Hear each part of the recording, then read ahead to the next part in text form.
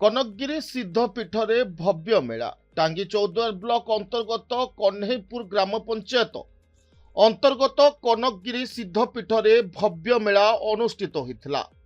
प्राय 100 वर्ष धरी एपरी मेला प्रतिवर्ष नुआ वर्ष रे पालन करा जाए।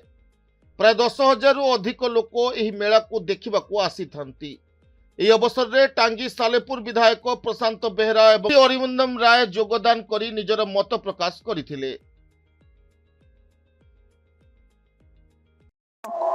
मो बापा हूँ धीरेन्द्रनाथ मंडल मुझे भगतपुर जन्म होती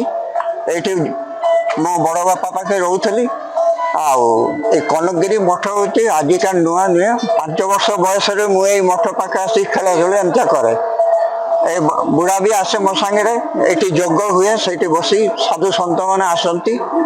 सांगे बुढ़ा जोग बसी था आम भी से जोग्य अंशग्रहण करता ये मठ तो एमती चलती धीरेन्द्रनाथ मंडल को कौन है मोर हूँ से मो पुओ करना कितु पुओ पड़े पाखे मठ को आप केते वर्ष धरिक आस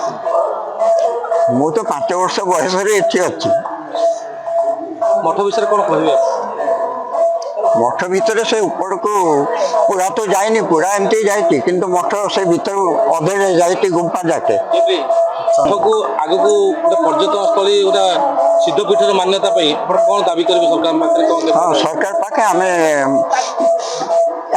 सिद्धपीठ बोली मान्यता दवाई दाबी कर सरकार आपको विचार कर।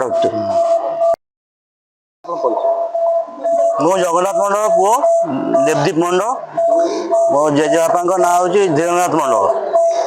कौन कहे आज जो पीठ को आसछंती आज नववर्ष पालन होती कौन कहे पीठ होती पीठ ए बहुत आग भाया बहुत माने ये डेवलपमेंट हो सिद्धपीठ अप्रूव करने आम जी प्रोग्रेसमेंट करने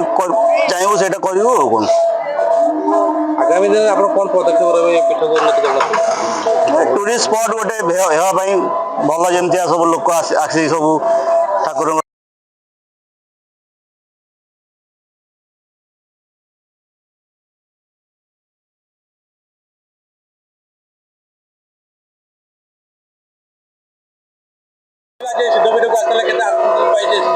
देखो आज प्रथम नूतन वर्षर आंतरिक शुभेच्छा अभिनंदन हो पवित्र पीठ कनेक्शन पीठ और महात्मा अच्छी प्रति वर्ष नूआ वर्ष और वार्षिक उत्सव एवं महायज्ञ आयोजन कराए पीठरे मु प्रार्थना करी किपरि भाव आम अंचल शांति एवं गरीब लोक मुझे हस फुटू तले पटिया लोकटी समाज मुख्य से सामिल हो यह मोर प्रार्थना पीठर विकास ये अंचल समस्त जनसाधारण सहयोग कामना करी समस्त सहयोग रो समस्ते मिलमिशी सहयोग करें निश्चित भाव पीठर विकास हिसाब से पहुँच मोर दायित्व कर्तव्य रही पीठर विकास निश्चित भाव जो मो पाखे दाबी उपस्थापन कर हाथ को नेब से कार्य ए वर्ष कर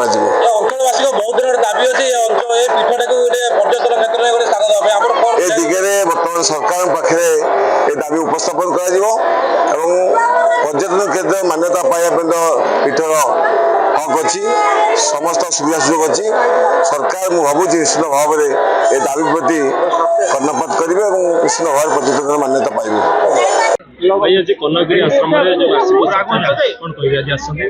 देखो आज माने मोर सौभाग्य एवं माँ डकरा आशीर्वाद जे आज मुझे आसी पहुँची पारी माने एठी पहुँचला जो ये परिवेश जो शांति एठी मु अनुभव करुच्ची तार माने मु निजे कहीकि आपण मानकु बुझे पारिबि नाही। आज इंग्राजी नुआ वर्षर प्रथम दिन 2026 मसीह मु अंचलवासी को ओडिशावासी को आपण मानक माध्यम रे बहुत बहुत शुभेच्छा जनाऊँगी एवं माँ पाखे प्रार्थना करी